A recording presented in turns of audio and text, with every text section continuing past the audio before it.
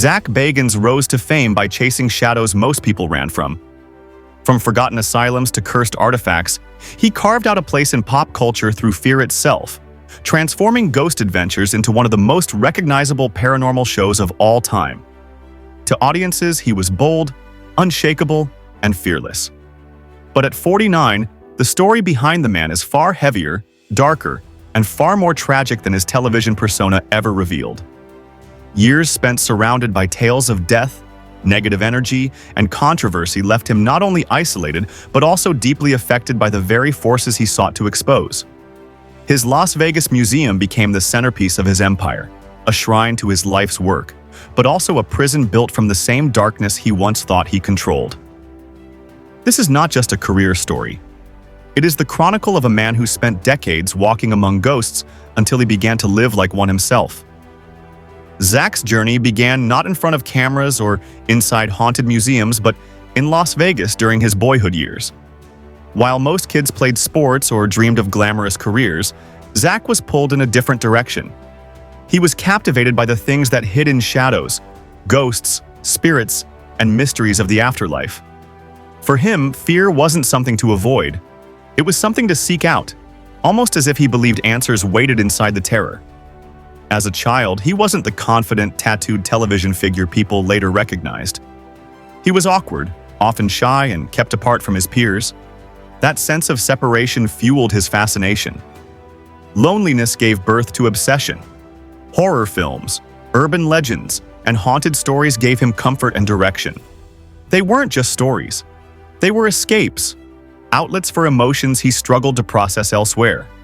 He read voraciously, explored eerie locations at night, and found purpose in testing his own limits against fear.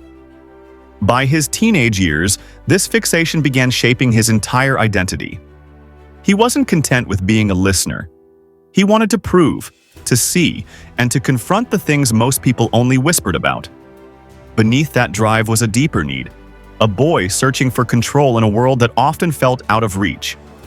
Instead of building friendships and social circles, Zak was building a relationship with darkness. These haunted beginnings laid the foundation for his future career.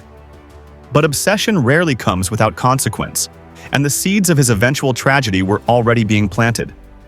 By the early 2000s, Zak wasn't just fascinated by the paranormal, he was determined to document it.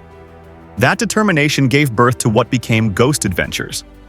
Along with Aaron Goodwin and Nick Groff, he filmed an independent documentary in 2004. With no backing from big studios or networks, just 3 men, cameras, and courage, they threw themselves into locations most people wouldn't dare enter at night. Their approach was raw and reckless. The documentary was gritty, confrontational, and unpolished, with Zak shouting into darkness as if daring spirits to answer. When the film aired, it caught the attention of viewers and eventually the Travel Channel. Practically overnight, Zak went from an unknown thrill seeker to the face of paranormal television. Unlike earlier, slower-paced investigative shows, Ghost Adventures was explosive, dramatic, and confrontational. Fans were hooked. Zak wasn't simply a host.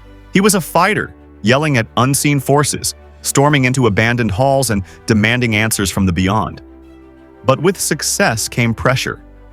He had built a persona of fearlessness, one that millions now expected him to embody at all times. The line between Zak Bagans the man and Zak Bagans the character began to blur. Off-screen, it became increasingly difficult to separate the performer from the person. To his audience, he was invincible. To himself, he was locked into an identity that demanded constant confrontation with darkness. Fame gave him influence and wealth, but it also imprisoned him inside the role he had created.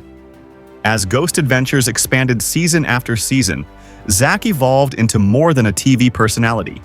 He became a brand. He wrote books, created documentaries, and hosted specials, all feeding into his reputation as the ultimate ghost hunter. But his most ambitious project came in 2017, the Haunted Museum in Las Vegas. To fans, the museum was a dream, a sprawling labyrinth of cursed items, haunted dolls, and artifacts linked to infamous tragedies. To Zak, it was more than an attraction. It was the physical manifestation of his life's work. The museum embodied everything he had built, but also tethered him permanently to a world of death. Inside, visitors walk through dim corridors into rooms filled with objects tied to suffering. The infamous Dybbuk box, serial killer memorabilia, furniture from violent crimes, and dolls said to carry malevolent spirits. Guests often faint, panic, or claim they experience strange sensations while touring. Zak himself admitted that handling certain objects made him sick, describing blurred vision, overwhelming dread, and unexplained health issues. Fans interpreted this as proof of authenticity, but it raised another question. What was it doing to Zak himself?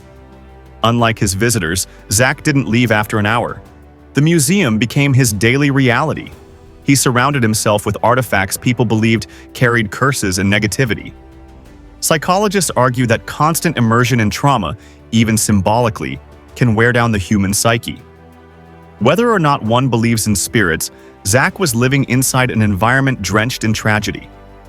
The museum wasn't just his crowning achievement. It became his cage. Meanwhile, cracks formed behind the scenes.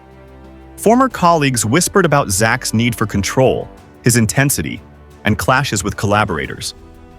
Nick Groff's departure from Ghost Adventures fueled rumors of disagreements and fractured relationships. Insiders described Zak as meticulous, sometimes obsessive, unwilling to compromise on his vision. Fans wondered whether his perfectionism was strength or paranoia. Publicly, Zak avoided the celebrity lifestyle. No red carpets, no Hollywood parties, no family life. Unlike many stars, he never stepped outside the paranormal world. His personal relationships were short-lived or non-existent, leaving him isolated. To viewers, he was still the daring ghost hunter they admired. But in reality, his life revolved almost entirely around ghosts and darkness, leaving little room for intimacy or normalcy. Over time, health issues began to surface. Zak spoke of chronic pain, vision problems, and unexplained illnesses, often blaming cursed objects. Whether supernatural or not, the physical toll was visible. He no longer carried the reckless energy of his early career. His voice sometimes strained, his movement slower, his presence more guarded. Fans noticed. Insiders described him as increasingly reclusive, drained, and distant. This isolation was compounded by criticism. Some accused him of exploiting tragedy, sensationalizing haunted objects tied to real suffering. To his supporters, Zak was preserving history through a paranormal lens. To detractors, he was profiting from pain. Balancing respect and entertainment proved impossible, and controversy became a permanent shadow over his work. At 49, Zak Bagans lives a paradox. He has achieved everything he once dreamed of: fame, influence, and an empire built on the paranormal. But the cost has been immense. His health is fragile, his friendships fractured, his personal life nearly non-existent. Surrounded by cursed artifacts, stories of death, and the persona he built, Zak has become what he once hunted: a ghost of himself. He dreamed of proving the existence of spirits, but the cruel irony is that his own life has become ghost-like. Lonely, haunted, and defined by shadows, he remains trapped in the very world he created. For his fans, he is still the fearless investigator. But for those who look deeper, he is a man consumed by the darkness he spent a lifetime chasing.